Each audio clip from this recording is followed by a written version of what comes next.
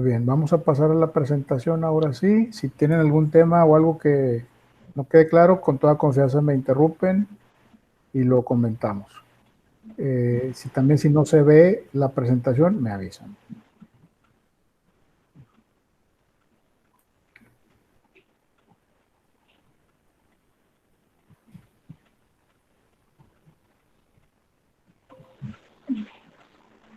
Muy bien, vamos a continuar. Bueno, bienvenidos, muchas gracias por estar aquí, que se dieron el tiempo. Me han tocado la pasada, creo que no vino nadie. Entonces aquí estuve esperando. Hay que darse el tiempo, es difícil a veces coincidir, lo entiendo, todos tenemos otras actividades, pero yo antes las hacía en la mañana y luego las hacía más tarde en la noche y no había muy buena respuesta, entonces decidí hacerlas a esta hora. Espero que se les acomode bien. Muy bien, ya está la presentación. Si no me dicen que no la ven, pues es que estamos correctos y la estamos viendo. Muy bien, el tema que vamos a ver de Derecho Constitucional, el objetivo es el análisis y comprensión del capítulo 1, soberanía nacional y de la forma de gobierno, y del capítulo 2, de las partes integrantes de la federación y del territorio nacional. Son los temas que vamos a ver. Empezamos por definir lo que significa soberanía. Soberanía viene del latín sober, que significa sobre o encima de, annus, que significa procedencia. Básicamente lo que significa soberanía es poder supremo. La gente que tiene el poder. En nuestros días, soberanía, poder supremo e ilimitado atribuido tradicionalmente a la nación, el pueblo o el Estado. O sea, a una nación, a un pueblo o a un Estado. Eso es lo que significa soberanía. De la soberanía nacional, del capítulo 1, artículo 39 de la Constitución Política de los Estados Unidos Mexicanos, podemos decir que la soberanía nacional reside esencial y originalmente en el pueblo. Todo poder público dimana del pueblo y se instituye para beneficio de éste. El pueblo tiene en todo tiempo el inalienable derecho de alterar o modificar la forma de su gobierno. Este precepto pequeño con el que estamos empezando y que dice el artículo 39 de la Constitución nos dice a nosotros que nosotros, el pueblo, tenemos la capacidad y el derecho de modificar a la forma de gobierno. Es decir, nosotros mandamos en el gobierno. Que bueno, pues sabemos que eso está distante de que sea así, pero así está instituido. El artículo 40 de la Constitución Política de los Estados Unidos Mexicanos dice: es voluntad del pueblo mexicano constituirse en una república representativa, democrática, laica y federal, compuesta por estados libres y soberanos en todo lo concerniente a su régimen interior y por la Ciudad de México, unidos en una federación establecida según los principios de esta ley fundamental. Nuestra forma de gobierno es democrática, y otra vez, la palabra democrática que está aquí, o democracia, significa el poder del pueblo. Demos es poder y kratos es pueblo. Entonces, el poder del pueblo. Como que nosotros mandamos, como que nosotros ponemos a nuestros gobernantes, como que nosotros los vigilamos, como que nosotros quitamos y ponemos. Entonces ustedes se preguntarán ya personalmente si eso sucede así. En la práctica, aunque en la Constitución lo dice así, creo que alguien tiene un micrófono abierto y se escucha así como que mucho viento, si lo pueden cerrar.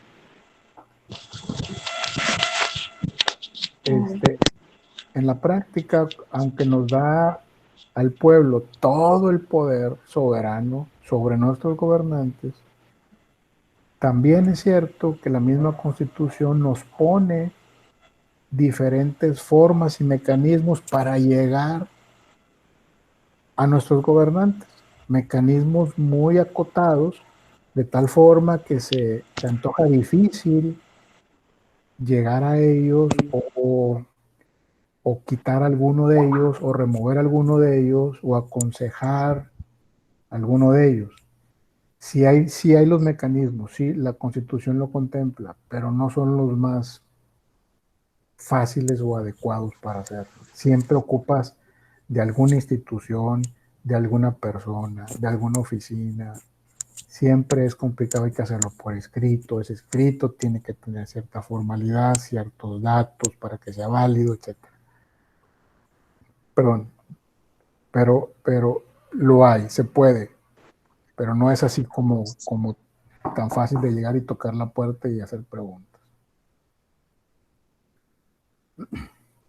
Aquí hay un pequeño video que yo les quiero compartir y explica más o menos esto y cómo se contrapone lo que les estoy diciendo. Nos da todo el poder, la Constitución nos da todo el poder, pero por otro lado nos limita en muchas formas de hacer las cosas.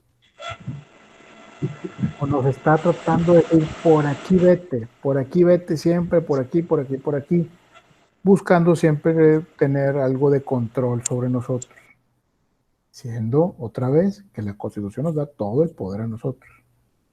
Vamos a ver qué opinan. ¿Alguna duda, alguna pregunta hasta aquí? ¿Todo bien?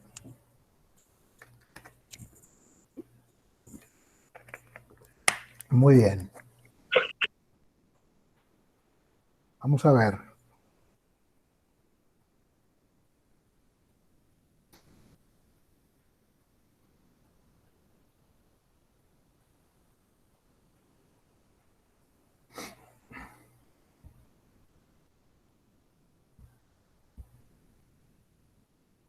Así que quieres aprender.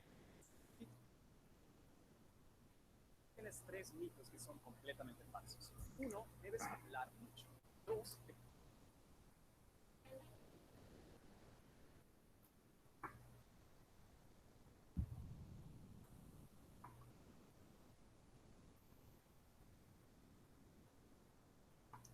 Ahí va el video, ahí va el videito que les mencionaba.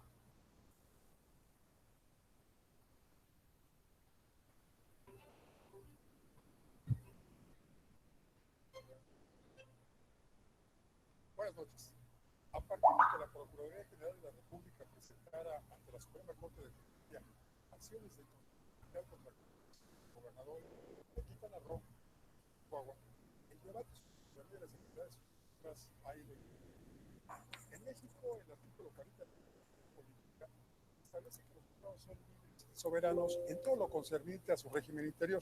Es decir, los estados solo pueden decidir sobre lo que ocurre en su territorio y ámbito de competencia, pero de manera limitada, ya que el artículo 41 dice que las constituciones locales en ningún caso podrán contravenir las estipulaciones del Pacto Federal.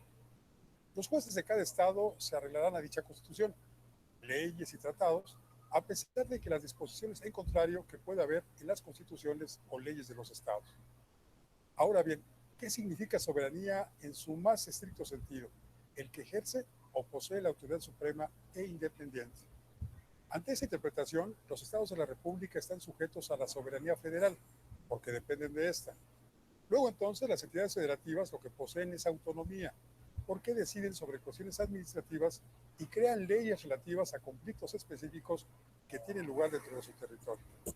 Por ejemplo, Tlaxcala no puede acuñar su propia moneda, tampoco declarar la guerra a otro país, ni contar con su propio ejército, etc. Entonces, no cuenta con soberanía. En una república federal, como lo es la nuestra, no puede existir una cosoberanía en una confederación, como es el sistema que tienen los norteamericanos, quienes sí cuentan con una cosoberanía limitada, porque tampoco cada estado de esta nación puede tomar decisiones más allá de su competencia. La conclusión entonces es que no puede haber una soberanía sobre otra soberanía. Y para que no hubiera confusiones, lo que tendría que hacerse es reformar el artículo 40, en donde se elimine la palabra soberanos y poner estados autónomos. Esto evitaría las interpretaciones e incluso los debates como el actual. Y esas interpretaciones parten de ciertas contradicciones en la propia Carta Magna. Mientras que el artículo 40 menciona una cosa, el artículo 133 no solo se contrapone, sino que está por encima de este, limitándolo en muchos aspectos. Y en los hechos, el centralismo es una aplanadora en contra de las entidades federativas, sobre todo por el tema económico. Por ejemplo, la recaudación fiscal la tiene en sus manos la federación y por ende los gobiernos estatales dependen presupuestalmente del gobierno federal. Así se ve que los estados no son tan soberanos como se dice.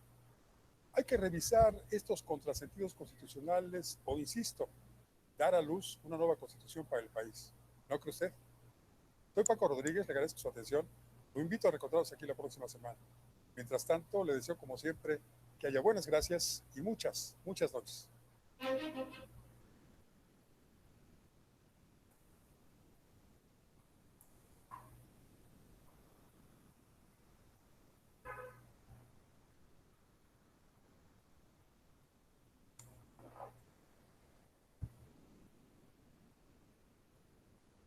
Muy bien. ¿Vieron el video? Bueno, el video básicamente se refiere a los estados. Como estábamos hablando ahorita nosotros, de que la soberanía nos da el poder al pueblo, o sea, nosotros como personas, como sociedad, también la soberanía le da el poder a los estados, se los da libremente, pero por otro lado los limita, como decía esta persona, los limita en muchas cosas. Nosotros, al ser un gobierno centralizado, en donde todo está en la Ciudad de México y de ahí surge todos los lineamientos y normas, entonces no podemos ser, esa soberanía está como que mordida, por decirlo así, no es completa. Y ustedes saben, eh, todos los estados que pagan impuestos, todos los impuestos que recaudan los estados van a la federación y luego la federación les regresa un porcentaje de esos impuestos recaudados, un porcentaje mucho menor obviamente. Entonces, estamos supeditados a la soberanía. Los presupuestos de cada estado tienen que esperar a que la federación les asigne su presupuesto y de ahí el estado va a hacer su presupuesto. Entonces, pues estamos supeditados a México, a la federación. Pero así son las cosas, así han sido por muchos años. Entonces, de esa manera también es como los estados son soberanos, pero bajo estas reglas. Entonces no es soberanía. Así estamos nosotros, el pueblo es soberano, pero bajo estas reglas. Entonces está como transgiversada el concepto de soberanía. Pero como soy muy rimbombante, pues ese es el que pusieron. Es una opinión muy personal, ¿eh? Es una opinión muy personal. Lo que les estoy explicando es así, pero esas opiniones son personales. Pasamos al siguiente slide.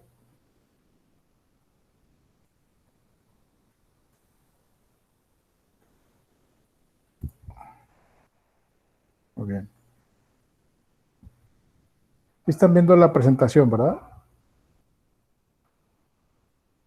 Sí, está visible. Ok, gracias. Dice artículo 41 de la Constitución Política de los Estados Unidos Mexicanos, es el artículo que mencionaban en el video. El pueblo ejerce su soberanía por medio de los poderes de la Unión. ¿Cuáles son los poderes de la Unión? El poder ejecutivo, el legislativo y el judicial. En los casos de la competencia de estos y por la de los estados y la Ciudad de México, en lo que toca a sus regímenes interiores, en los términos respectivamente establecidos por la presente Constitución Federal y las particulares de cada estado y de la Ciudad de México, las que en ningún caso podrá contravenir las estipulaciones del Pacto Federal. ¿Qué quiere decir esto? Cada estado tiene su propia constitución, pero nunca podrá ser superior a la Carta Magna o a la Constitución Política de los Estados Unidos Mexicanos de la que estamos hablando. Y ese pacto federal del que estamos hablando es el retorno de los impuestos que paga cada estado. Como les decía, cada estado paga sus impuestos a la federación y la federación regresa un porcentaje de ese pago. Entonces, generalmente la parte norte del país es la que más recauda impuestos y es la que más dinero genera en todo el país y es la que más dinero manda a la federación. Y la federación, bueno, pues le regresa muy poco el decir de los gobernadores de los estados. Y por eso ahorita ahí, digo, haciendo un paréntesis, ahorita hay mucho ese tema, está muy fuerte el tema de que los estados del norte, llámese Coahuila, Nuevo León, Tamaulipas, Chihuahua, Sonora, quieren independizarse, andan con ese tema de que quieren independizarse de la federación, lo cual es muy complicado, pero están haciendo algo de ruido en ese sentido. Hoy con ese tema de la pandemia, pues hace más fuerte. Los estados del norte dicen, quiero más dinero, compadre, quiero más dinero, necesito más dinero. Y la federación, bueno, pues no se deja, ¿no? ¿Alguna pregunta, alguna duda hasta aquí?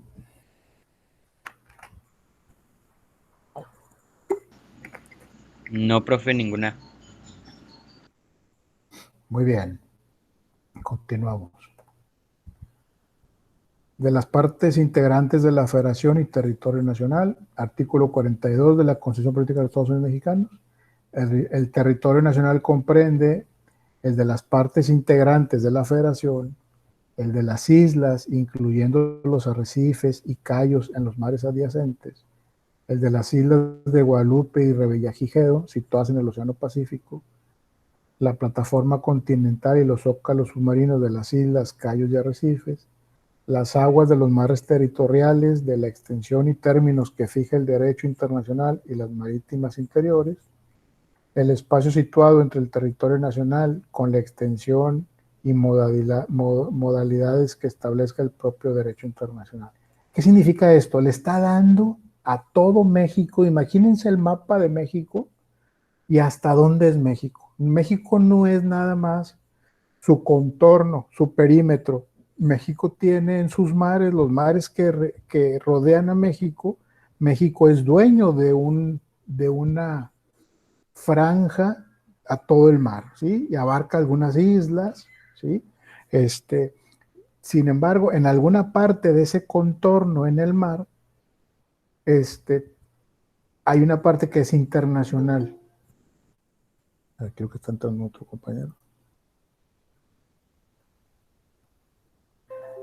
Hay una parte que es el mar, donde la parte que pertenece a México y la parte en donde también pertenece a México, pero ya se considera como internacional. De acuerdo a algunos tratados internacionales que hay, barcos de otros países pueden andar ahí con ciertos requisitos. Pero en sí, lo que es México como tal, su contorno, no solamente eso es México, también abarca parte de sus mares y sus islas. Y a eso se refiere este artículo 42, te está diciendo hasta dónde es México, ¿sí? Pues como ustedes saben, antes México llegaba a Texas y las Californias que decían allá en Estados Unidos, y acá en la parte de abajo también Guatemala, parte de Guatemala y hasta Costa Rica llegaba a México antes. Pero se fueron ajustando las cosas y hasta que hoy es lo que tenemos en México, ¿no? Pero México era grandísimo, ahorita tenemos la mitad de lo que éramos hace 200 años. Aquí les muestro en un mapa más o menos lo que les estoy explicando. En este mapa podemos ver el contorno del país, lo que está en color así como rosa o rojo, y luego lo que es mar territorial, lo que se le llama mar territorial es la línea celeste que va al contorno del país, todo el contorno es la línea celeste, y la zona económica exclusiva de México, pero también es de índole internacional, son estas, es lo azul. Y se fijan, ahorita mencionamos acá las islas de Guadalupe y Revillagigedo, que son las más lejanas al país, no sé si alguien las conoce. Aquí está la isla de Guadalupe y acá está la isla de Revillagigedo, ¿sí? Aquí lo que pasa, en el Golfo de México, digo, les comento como dato, no sé si han escuchado el efecto popote. Aquí en esta parte del Golfo de México hay mucho petróleo, se dice que hay mucho petróleo. Pero ¿a quién tenemos aquí arriba? A Estados Unidos. Y por aquí está Florida, del estado de Florida. Entonces, ¿qué pasa? Los barcos de Estados Unidos dicen, no sé, yo no sé, pero dicen que los barcos de Estados Unidos se ubican en esta parte o en esta área internacional y con un tubería especial llegan hasta por acá y sustraen el petróleo que en teoría debería pertenecer a México. Eso es lo que le llaman el efecto popote. Por si un día lo escuchan por ahí, a eso se refiere. Acá tenemos otro cuadro del lado derecho en donde podemos ver claramente, supongamos que esto es México, ese es vamos, el contorno o el perímetro de México, y aquí dice, ay, se me fue, aquí dice mar territorial, no, pero mar territorial es esto, que son 12 millas náuticas, ese es el mar territorial, 12 millas náuticas que son 22 kilómetros, y la zona económica exclusiva es a partir de las 12 millas náuticas, 200 millas hacia el fondo del mar, digo, hacia adentro del mar, que en equivalencia 200 millas son 370 kilómetros, un mundo de extensión. Y el mar territorial, que es este rosita que está aquí, perdón, este celeste que está acá, mide 12 millas náuticas, son 22 kilómetros. Pero ustedes están parados acá en Puerto Vallarta y 22 kilómetros hacia adentro del mar es México, con todo este contorno, Entonces digo, es como un dato para que sepan, los que no saben, que sepan más o menos cómo está la cosa. ¿Alguna duda hasta aquí? ¿Sí me siguen?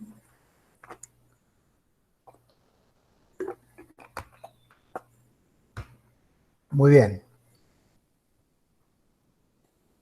Continuamos. En esta parte dice las partes integrantes de la Federación y Territorio Nacional del capítulo 2. Pues aquí básicamente ya no quise describir los artículos porque son muy pequeñitos, pero aquí está mencionando todos los estados de la República. Las partes integrantes de la Federación son los estados de Aguascalientes, Baja California Sur, Campeche, Coahuila, Colima, Chiapas, Chihuahua, Durango, Guanajuato, Guerrero, Hidalgo, Jalisco, México, Michoacán, Morelos, Nayarit, Nuevo León, Oaxaca, Puebla, Querétaro, Quintana Roo, San Luis Potosí, Sinaloa, Sonora, Tabasco, Tamaulipas, Tlaxcala, Veracruz, Yucatán y Zacatecas, así como la Ciudad de México. Deben de ser 52 segundos. Son 1, 2, 3, 4, 5, 7, 8, 9, 10, 11.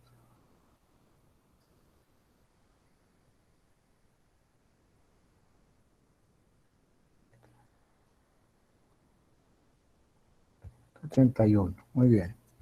Ese número, por eso no hay duda, ¿no? De los estados que integran la República Mexicana. Artículo 44, la Ciudad de México es la entidad federativa, sede de los poderes de la Unión. ¿Qué decíamos de los poderes de la Unión? ¿Cuáles son los poderes de la Unión? El poder ejecutivo, el legislativo y el judicial. El poder ejecutivo radica ¿en quién? En el presidente. El legislativo, ¿qué hace el legislativo? Son los que formulan las leyes, son los que aprueban las leyes, los que hacen las leyes, los que vigilan que se cumplan las leyes. Y el judicial es el que ejecuta, el que no cumple las leyes. Eso es bien importante y las cabezas de eso están en la Ciudad de México. Por eso dicen que estamos centralizados. Dice el artículo 45, dice los estados de la federación conservan la extensión y límites de hasta hoy han tenido siempre que no haya dificultad en cuanto a estos. O sea, ¿qué significa esto? Que los estados son responsables de vigilar su extensión territorial, los límites. Siempre, siempre en la historia ha habido problemas en ese sentido. Se les llama problemas de extraterritorialidad. Siempre ha habido eso porque siempre se dice, no, yo llego hasta acá, tú llegas hasta acá. Siempre en las fronteras de cada estado pasa eso. Entonces, por ahí me acuerdo, hubo un proceso legal en donde el municipio de Escobedo le quería ganar terreno al municipio de Monterrey en alguna parte donde colindan. Finalmente no sé en qué quedó, pero traen ese conflicto muy fuerte. También recuerdo el municipio de García con el municipio de Monterrey también. Había un conflicto de territorio ahí donde decía que García le pertenecía, me acuerdo que en aquel entonces, porque ahí me tocó participar ahí, 355 hectáreas, y pues el municipio de Monterrey dice, pues no. El tema es que esas 355 hectáreas, fíjense la problemática, eran de una empresa. De hecho, yo trabajaba en esa empresa. Eran de una empresa. Se decía en la escritura que estaba en García, Nuevo León, pero la empresa pagaba el predial de esos terrenos en Monterrey. Entonces, por años, por muchos años, así pasó. Entonces, cuando García se da cuenta, dice, oye, espérame, mi predial más pago predial, nunca más pago predial. ¿Cómo no? Aquí están mis recibos. Ah, caray, pero esos recibos son de Monterrey. Hablan de ese terreno, pero son de Monterrey. Los pagaste en Monterrey, me los de pagar a mí. Y ahí empezó la rebatinga, ¿no? Ahí empezó la rebatinga. Entonces, ¿cómo quedó ese tema? Creo que está en litigio todavía. Está en litigio. Y ahorita la empresa lo que está haciendo, está pagando el predial a un juzgado hasta que se resuelva perdón, esa situación. Pero eso pasa en muchas partes de México. Y también pasa entre países. En Europa, como son países muy pequeños, también existe mucho ese problema. Aún hoy en día, tienen mucho esa problemática. ¿Y qué pasa? Que llegan acuerdos y donde todos estén conformes, se firma y se queda así. Pero son problemas que pasan años y años. Y como pasan gobiernos y otros gobiernos, muy complicado, muy complicado. Muy bien. ¿Cómo van, señores? ¿Van bien? ¿Me siguen todavía?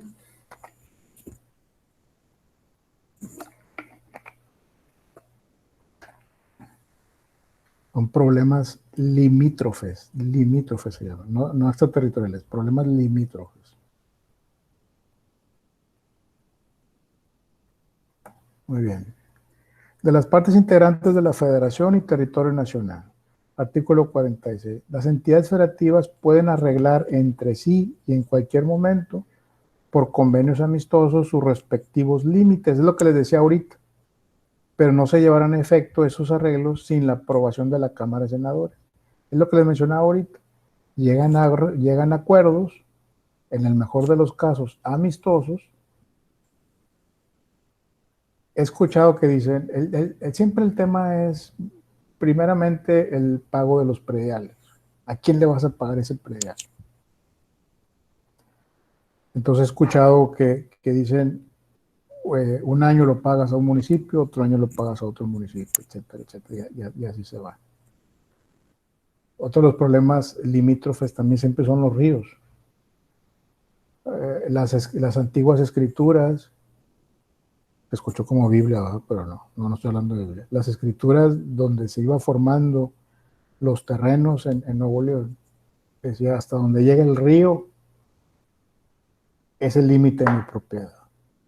Pero el río a veces con los tiempos se van moviendo, se van moviendo, se van moviendo, y siempre afectan a uno o benefician a otro. Entonces, ese es uno de los problemas limítrofes. La federación le da la potestad a los estados para que arreglen esos problemas. Entonces, también pasa mucho, por ejemplo, en la presa de la Boca, cuando baja mucho el nivel del agua, pues la gente aprovecha y se extiende, ¿no? Ya después el agua se los comerá, pero ellos van extendiendo su territorio. Dice, de no existir el convenio a que se refiere el párrafo anterior y a instancia de alguna de las partes en conflicto, la Suprema Corte de Justicia de la Nación conocerá, sustanciará y resolverá con carácter de inatacable las controversias sobre límites territoriales que se susciten entre las entidades federativas en los términos de la fracción 1 del artículo 105 de la Constitución. Es decir, si no se ponen de acuerdo los estados con sus problemas limítrofes, entonces sí, ahí va a entrar la Suprema Corte de Justicia. O sea, el Poder Judicial, para dirimir ese conflicto. ¿Y qué pasa? Que cuando entra la Suprema Corte de Justicia, en estos casos particulares, lo que ellos dictaminen, ya no puede, ya no hay instancia para avisar que no estás de acuerdo con lo que dictaminaste. Pues ya no puedes apelar, no te puedes amparar, nada. Lo que dice la Suprema Corte ahí se queda. Por eso los estados, cuando tienen ese tipo de problemas, no quieren hacer, vamos a decirlo así, mucho ruido, porque si no entra la Federación o la Suprema Corte, entonces, y ahí sí lo que ellos digan y ya, se fregó, no hay para dónde hacerse. El Estado, el artículo 47 dice, el Estado de Nayarit tendrá la extensión territorial y límites que comprende actualmente el territorio de Tepic. Yo no sé, estuve investigando por la razón de este artículo, por qué dice eso. Encontré muy poquito, la verdad es que ya no me dio tiempo, se los debo de tarea para ver de qué se trata. Seguramente tenían algún problema de problemas limítrofes de lo que estamos hablando. Artículo 48. Las islas, los cayos y arrecifes de los mares adyacentes que pertenezcan al territorio nacional, la plataforma continental, los zócalos submarinos de las islas, de los cayos y arrecifes, los mares territoriales, las aguas marítimas interiores y el espacio situado sobre el territorio nacional dependerán directamente del gobierno de la Federación, con excepción de aquellas islas sobre las que hasta la fecha hayan ejercido jurisdicción los estados. Es decir, la verdad es que, bueno, no sé qué islas estén bajo la jurisdicción de los estados, pero por ejemplo las islas de Cozumel, las de Guadalupe, Revillagigedo, hay unas islas acá por Baja California Sur, la isla Loreto, hay varias islas, sé que están bajo el gobierno de la Federación, no sé exactamente cuáles están bajo el dominio de los estados, desconozco. No venía nada de información en ese sentido. También es algo que tengo que investigar. Pues hasta aquí es los artículos que nos encargaron ver. ¿Hay alguna pregunta, alguna duda hasta aquí sobre su tarea? ¿Algo que quieran comentar sobre la presentación?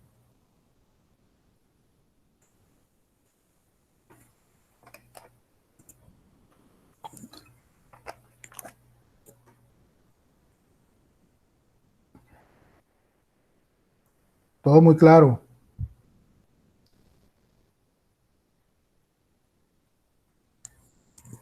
Muy bien.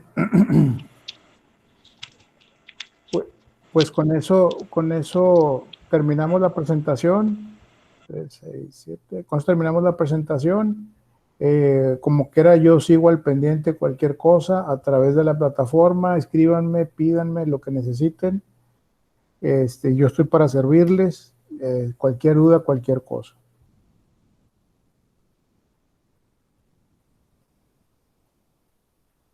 Muy bien. Muy bien. Gracias a todos. Gracias, Rubí. Gracias, Ellen, Kevin, Blanca, Anonymous, Luca. Gracias a todos. Espero que no se me ha olvidado nadie. Estamos al pendiente. Cualquier duda, cualquier cosa, me reitero a sus órdenes. Muchas gracias, maestro. Al contrario, gracias.